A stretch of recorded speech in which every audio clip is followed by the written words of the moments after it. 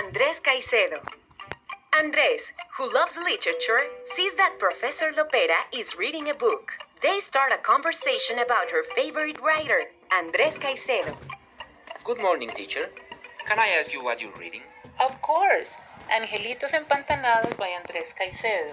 Have you ever read it? Yes, I read it last year and I loved it. I found it very interesting.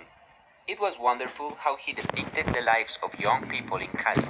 Yes, he's my favorite writer. This is the third time I read this book. I came across this book in the library and decided to go over it again. In my opinion, Andrés Caicedo is one of the most original writers in Colombia. However, not many people know of him in other countries, in spite of his popularity here. Really? Did he write many other books? Yes, he wrote plenty of stories, plays, and essays. He also wrote 3 novels, and some of his letters have even been published. Wow! Once I saw a movie based on one of his Desobediente. novels, Que Viva la Música. Fastidioso. The story of this teenage girl who, one day, suddenly decides that a regular life wasn't for her. Instead, she decides to drop out of school, become a partygoer, get high, and dance. Did you know it was the last book he wrote?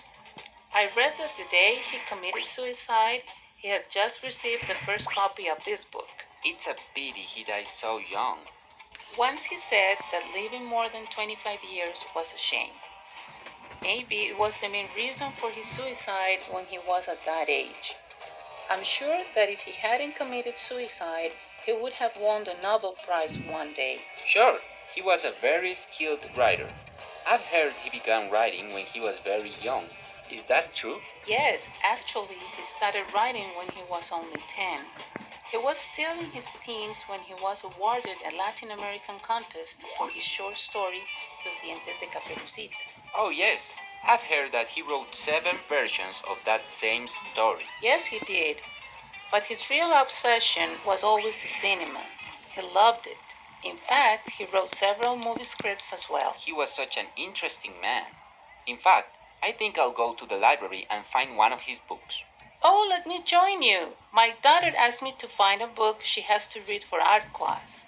Something about the great painters of Colombia, you know, Fernando Botero, Alejandro Obregón, and others. Cool! I love the works by Obregón. So do I. He's a great artist.